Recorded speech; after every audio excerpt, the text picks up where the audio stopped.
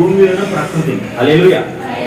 ఏ మత గ్రంథాలకి పోయినా ఇదే టాపిక్ ఉంటుంది, దేవుడు సృష్టిని సృష్టించిండు అని. ఒకవేళ ఆ సృష్టి దేవుడు అయిండు అని అంటే అది కరెక్ట్ కదా, జెన్యునే కాదు. ఎందుకనంటే వ్యాలిడిటీ అనేది ఒక దానికి ఉన్నది అని అంటే ఆ దానికి బిగినింగ్ అనేది ఉన్నదని అర్థం, అంతేనా?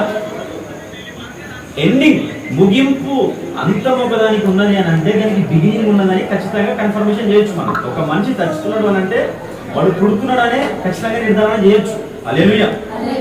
ఇప్పుడు ఒక కట్టె, ఒక పువ్వుని నువ్వు తెంపి పక్కన పెట్టు, తెంపకపోయినా పర్లేదు, within 1-2 days or 3 days 4 days, hybrid పువ్వు అయినా సరే 1 week లో వాడుకోవాల్సిందే, అంతేనా? వాక్యం చెప్తుంది అడిగి గట్టి ఒక్క రోజులో 1 గంటలో వాడిపోతుంది అంట. అంటే ప్రకృతికి వ్యాలిడిటీ ఉన్నది. వ్యాలిడిటీ అంటే టైం.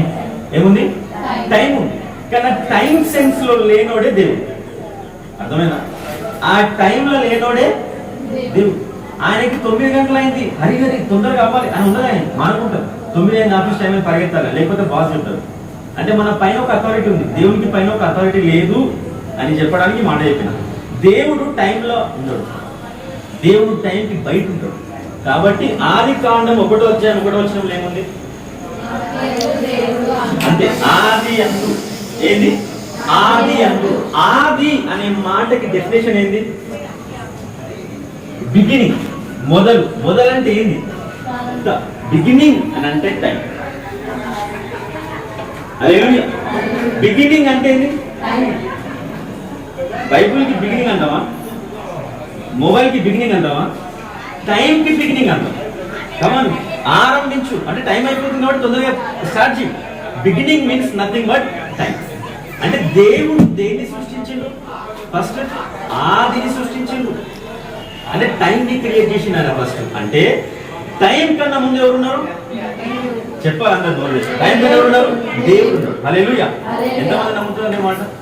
అంటే ఇప్పుడు టైం క్రియేట్ చేసింది ఎవరు?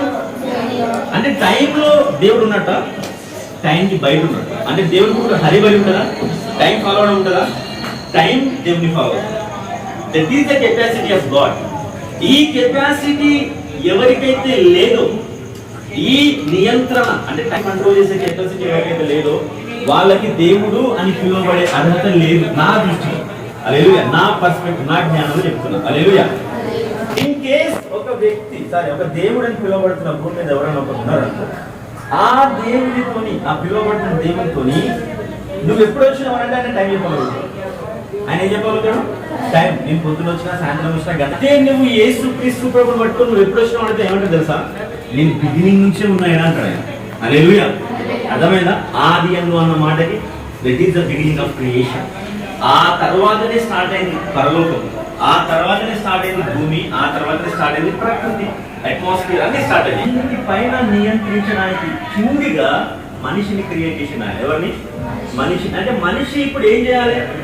భూమిని, దానిపైన ఉన్న ప్రకృతిని వాడు నియంత్రించాలి. అంటే ఆది కాండంలో 2వ అధ్యాయంలో 3వ అధ్యాయంలో ఒక టాపిక్ రాయబడింది ఏంటంటే, ఆదామా నేను నిన్ను సృష్టించిన, ఈ భూమిని సృష్టించిన, ఈ భూమి నాది, నీవు నా ఓడివి.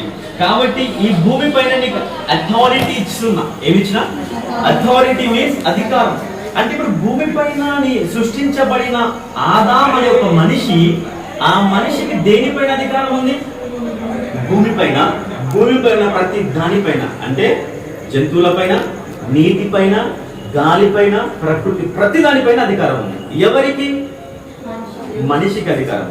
హల్లెలూయా. మనిషికి అధికారం ఎట్లొచ్చింది? ఆ దాన్ని సృష్టించిన దేవుడు ఇచ్చిన అధికారం. హల్లెలూయా. ఇది ఆయన టాపిక్. దాని తర్వాత ఏం జరిగిందనంటే, ఆ అధికారాన్ని అపవాది మనిషిని ఏదో ఒక ఆలోచనతో పడేసి వాళ్ళ అధికారాన్ని ఛేదించేసింది.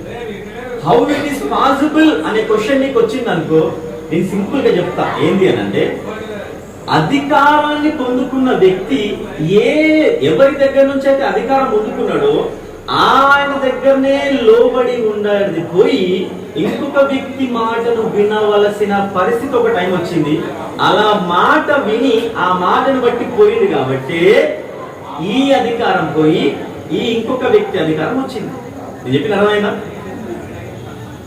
హల్లెలూయా. సృష్టింపబడిన నేను అంటే ఒక ఆదం అనే నేను, నన్ను సృష్టించిన వ్యక్తి దేవుడు, ఈయన మాట విని నేను ఫాలో అవ్వాల్సింది పోయి ఇంకెవరి మాటనో విని ఆ మాటని ఫాలో అయినా. కాబట్టి ఈయన ఇచ్చిన అధికారం పోయింది, వీడిచ్చిన అధికారంలోకి వచ్చింది. హల్లెలూయా. అర్థమైనా? ఈ నియమం, ఈ అధికారం పోయి ఈ అధికారం వచ్చిన నియమం, ఈ లైఫ్ స్టైల్ ఏదైతే ఉందో, చేంజ్ అయిపోయిన లైఫ్ స్టైలే, దీనికి బైబిల్ ఏం పేరు పెట్టిందంటే పాపం.